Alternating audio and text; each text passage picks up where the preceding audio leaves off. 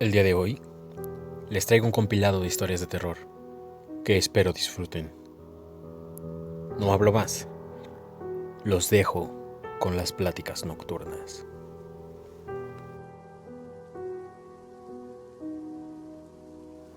Mi trabajo como periodista requiere que viaje constantemente. Una parte de ese trabajo consiste en publicar una columna con mitos y leyendas de pueblos pequeños. No se trata de una labor objetiva en el mundo del periodismo, pero lo disfruto mucho. O al menos, así era hasta que me topé con un pueblo llamado Madero Argento. Como versaba el mito, a nadie se le permitía morir en ese sitio. Lo hice mucho antes de que existiera Google Maps. Para llegar, tuve que confiar en las instrucciones que me proporcionó la fuente. Algo dentro de mí me decía que se trataba de una broma. Pero la columna en el periódico trataba precisamente de esto: comprobar o refutar la información. Preparé todo para el viaje, y tras varias horas conduciendo, me encontré en un camino oculto, sucio y sin mantenimiento. Tras más de 3 horas avanzando por esa ruta, encontré un viejo letrero de madera, la primera señal de civilización. Madero Argento. Retorne ahora, se leía. A la distancia, observé lo que parecía una antigua comunidad de labranza. Era un pueblo pequeño, con escasas construcciones que lucían deterioradas, así como tractores y camiones completamente oxidados y abandonados. A simple vista, parecía más un pueblo fantasma. Estacioné el carro a orilla de la carretera y me dispuse a declarar el mito como una auténtica estafa. Sin embargo, escuché que alguien me hablaba. ¿Por qué has venido?, espetó una voz débil. Inmediatamente, busqué el origen de la voz. Era un anciano de apariencia frágil, que se apoyaba sobre un bastón. Estaba completamente calvo y no tenía un solo diente en la boca. ¿Quién eres?, le pregunté. En medio de la situación, decidí presentarme. ¿Por qué estás aquí?, respondió. Le mencioné que era un cazador de mitos y que llegué a ese lugar gracias a las indicaciones proporcionadas por una fuente anónima. El hombre lanzó un suspiro.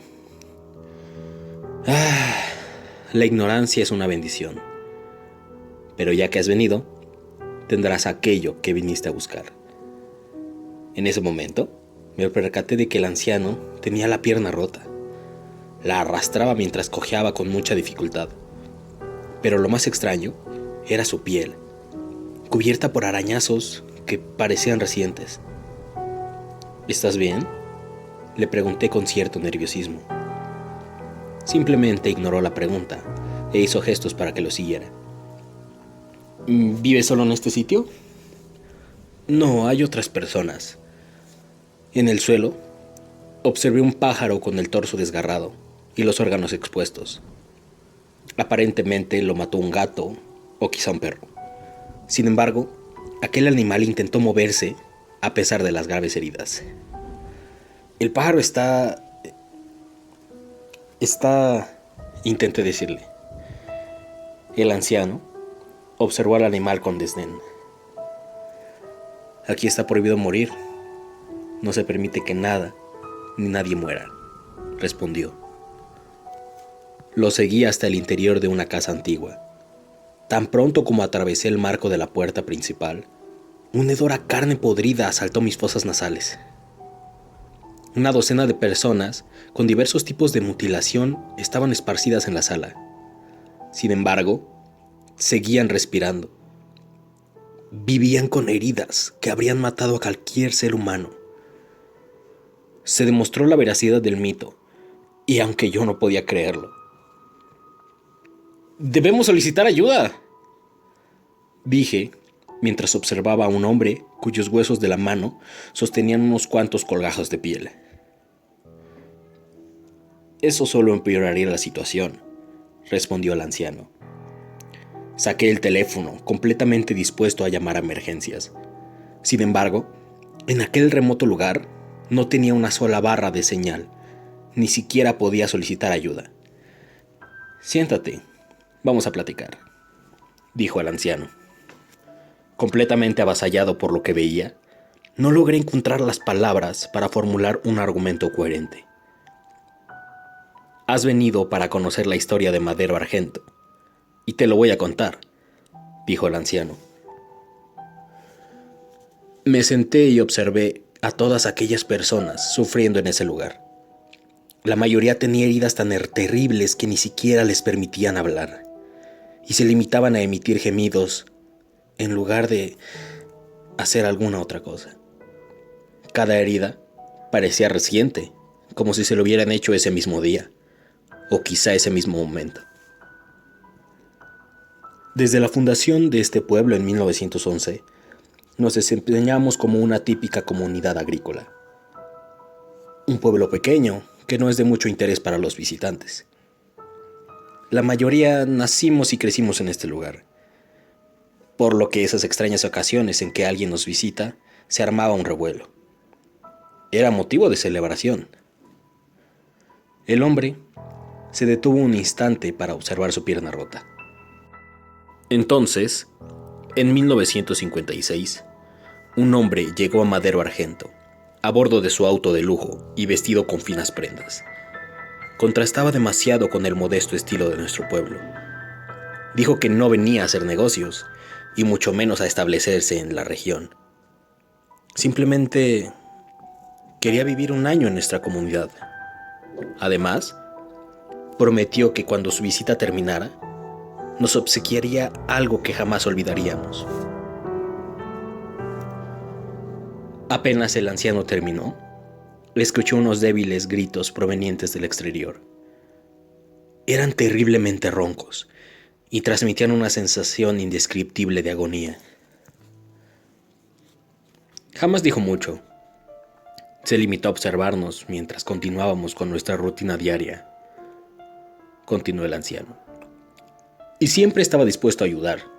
Se mostró como una persona educada y servicial, por lo que en el transcurso de un mes ya lo considerábamos parte de la comunidad. Pero siempre vestía aquel maldito traje, que parecía ajeno a los elementos externos. Con lluvia o bajo un terrible calor, el hombre se mostraba tranquilo y lucía impecable. Hombre elegante caminando. Los gritos afuera se intensificaron. En medio de aquel súplico, distinguí algunos ruegos de piedad. Después, cuando terminó su año en Madero Argento, nos hizo una pregunta muy simple. ¿Una pregunta?, le dije. ¿Quieren vivir para siempre?, contestó el anciano. Se detuvo un instante y volvió a suspirar. Los gritos del fondo parecían intentar llamar mi atención, como si supiera que estaba ahí. En un primer momento nos reímos. Aunque la muerte no era nuestra enemiga, tampoco la queríamos cerca. Tras un extenso debate, el pueblo decidió llevar la respuesta a una votación. Bueno, ya puedes ver lo que elegimos. Me aproximé a la ventana, intentando averiguar el origen de los gritos. Quería salir corriendo de ese lugar, pero algo en mi interior me lo impedía. Sentía una profunda lástima por la gente de Madero Argento, y realmente pretendía ayudarlos. Entonces, ¿vivirás para siempre?, el anciano asintió. Prometió que nuestros jóvenes cuerpos se mantendrían siempre jóvenes. Desgraciadamente, cuando el paso del tiempo dejó de afectarnos, perdimos la capacidad de sentir sed, hambre y la necesidad de dormir. Somos inmunes a las heridas, enfermedades o destrucción, pero no podemos sanar.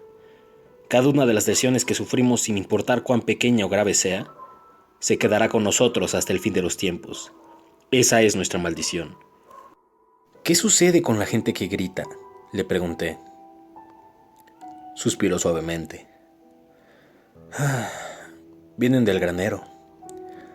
Ahí es donde mantenemos a las personas que quieren salir. ¿Salir? ¿A dónde? Algunos creyeron que podían escapar a la maldición. Destruyeron sus propios corazones. Otros aplastaron la cabeza. Estaban equivocados. No pueden morir. No se les permite hacerlo. ¿Hay algo que pueda hacer para ayudarte? ¿Existe alguna forma de detener esto?, pregunté. Soltó una carcajada. No fue una risa alegre, sino de malicia. ¿Detener? No buscamos que se detenga, dijo. Hace 10 años, el mismo hombre que nos maldijo regresó al pueblo. No envejeció un solo día y todavía mostraba aquella sonrisa alegre. Nos ofreció la muerte, liberar nuestras almas y salvarnos de esta terrible vida. ¿Por qué no aceptaron? Se detuvo y la sonrisa se esfumó de su rostro. Porque nos contó lo que sucede después de la muerte. Y te puedo asegurar que es un destino mucho más terrible al cual estamos condenados.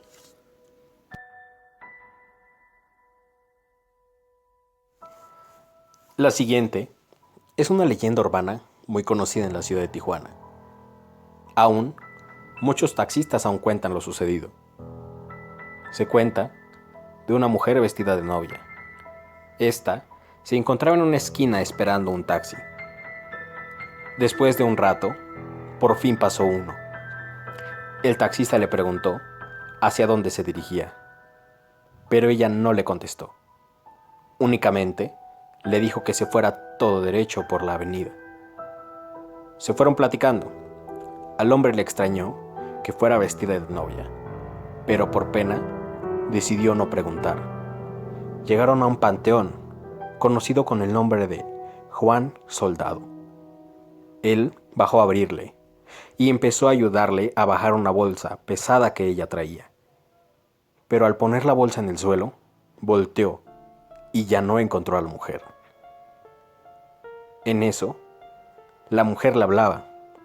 Consternado, él volteó hacia donde se escuchaba esa voz. Era la mujer, la novia. Se encontraba dentro del panteón. Lo curioso de esto era que estaba detrás de la reja la cual se encontraba cerrada con un gran candado. La mujer le siguió hablando y el chofer del taxi fue hacia ella. La mujer le invitó a pasar. El taxista no quiso y ella lo tomó de las manos y ya no lo soltó. El hombre sintió cómo le quemaban sus manos. Después de forcejear un gran rato, logró soltarse y al subir la vista, la mujer desapareció frente a sus ojos. A él le quedaron de por vida las marcas de la mujer sujetándolo. De tal impresión, el hombre quedó mudo.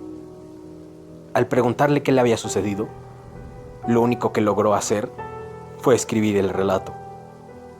Se cuenta que esta mujer vestida de novia se ha aparecido a muchos hombres y taxistas, que de igual forma, al llegar al panteón desaparece, pero antes los invita a acompañarla.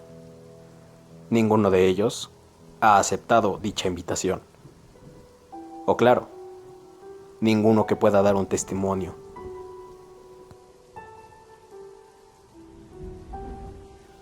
En un caluroso agosto de ya un lejano 2013, la ciudad de Durango festejaba su aniversario 450 de fundación. En ese momento, yo trabajaba como taxista, un taxi que daba servicio dentro y fuera de la ciudad. Generalmente, mis salidas estaban reservadas a una profesora. Ella era de la ciudad de Lerdo.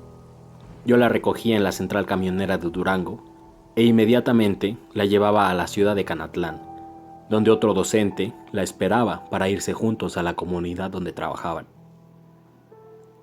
Estos viajes los venía realizando cada mes y siempre en la madrugada, ya que para esas horas aún no había salidas de autobuses rumbo a esa ciudad.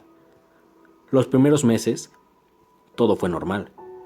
Ella me había contactado porque teníamos un familiar lejano en común y llegamos a un acuerdo para cubrir los costos de los viajes.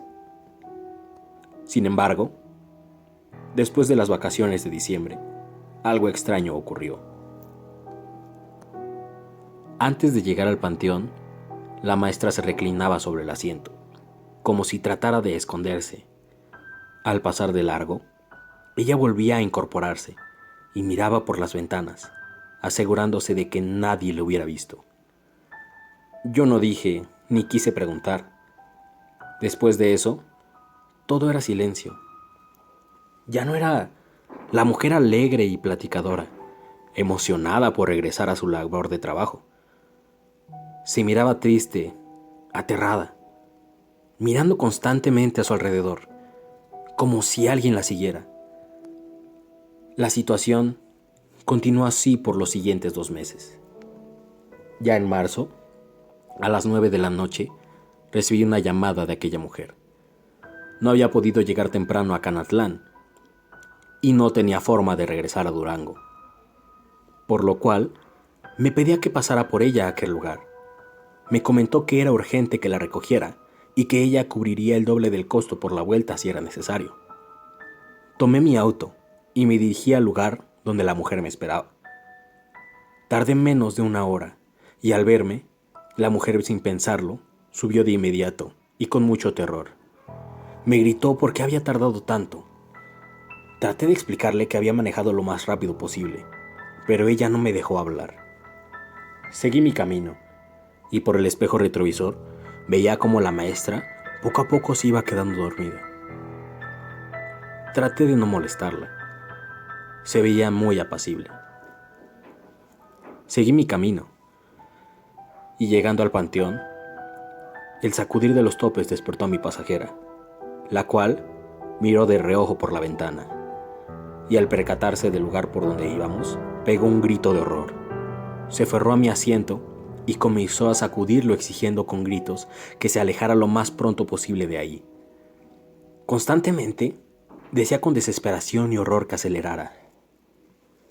Yo trataba de calmarla pidiéndole que se sentara y guardara la calma, pero eso la enfurecía más. Al estarnos alejando, de repente, en un instante, la mujer quedó en calma y silencio. Yo la volteaba a ver de reojo, y ella parecía una estatua sentada, inmóvil, casi sin parpadear. Solo habló para decirme que por favor la dejara con un familiar en el fraccionamiento de San Juan. Fue lo último que dijo. Llegando al domicilio indicado, la pasajera sacó de su bolso el pago por el viaje y bajó. Traté de preguntarle si estaba bien, pero ella no respondía. Entró al domicilio y fue la última vez que la vi. Ya de regreso a casa, sentía que alguien me miraba. Volteaba a ver por el espejo retrovisor y efectivamente no había nadie. El clima era caluroso, pero de la nada, los vidrios del auto comenzaron a empañarse. Encendí el aire para contrarrestar el efecto, pero aún así no se desempañaban. Sin detenerme, saqué mi pañuelo y comencé a limpiar el parabrisas para poder ver bien. Y al detenerme en un semáforo, como un susurro envuelto en un eco, logré escuchar que alguien me decía: «Regrésame con ella». Mi piel se erizó y quedé congelado. El semáforo cambió a verde, pero yo seguía inmóvil. Tenía miedo de mirar por el espejo y mirar a alguien. Así que sin pensarlo, aceleré y seguí mi camino, para después sentir que alguien tocaba en mi hombro. Ya no lo soporté y detuve el auto. Tomé valor y miré para atrás, pero no había nadie. Dentro del auto se sentía un frío invernal, así que salí de él, pero en el exterior era cálido. No había explicación. Ya relajado, volví a subir al auto. Ya no estaba lejos de mi hogar. Tomé valor y seguí mi rumbo. No avancé mucho cuando sentí que el asiento del copiloto se reclinó un poco. Traté de no hacerle caso y miraba siempre hacia el frente. Pero ¿cuál fue mi sorpresa? Que en el tablero del auto pedía que el pasajero se abrochara el cinturón. Yo aceleré más para llegar pronto a mi destino. Cuando al final llegué a mi casa, detuve el vehículo, pero antes de apagarlo, volví a escuchar esa voz que me decía: «Regrésame con ella». No sé cómo, no lo recuerdo, pero en un instante ya estaba parado en la puerta de mi hogar. Tembloroso, saqué las llaves y abrí el cerrojo, pero mientras cerraba la puerta, miré claramente cómo el vidrio de la puerta del copiloto se llenaba de vaho una y otra vez, como si alguien estuviera respirando, pegado al cristal. Esa noche no dormí, ni las semanas siguientes. Mi esposa me decía que fuera con un sacerdote, pero creía que eso no solucionaría nada. Así que ella trajo un poco de agua bendita, la regó en el auto y después a mí, para terminar con toda la casa. Tiempo después, mi anécdota llegó a oídos de aquel familiar que me recomendó con la maestra y me hizo una llamada. Sus palabras al principio me llenaron de un miedo enfermizo, pero poco a poco llegó a mí una calma. El novio posesivo y celoso de la maestra había tenido un accidente durante las vacaciones de diciembre y había fallecido. Fue sepultado en aquel cementerio y mientras lo sepultaban, la mujer vio que aquel hombre se posó a un lado de ella y le dijo al oído: «Aún así no te dejaré sola y me iré contigo a donde vayas».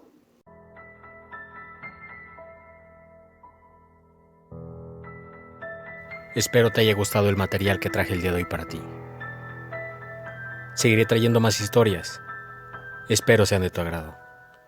Nos vemos la próxima ocasión, cuando nos encontremos en las pláticas nocturnas.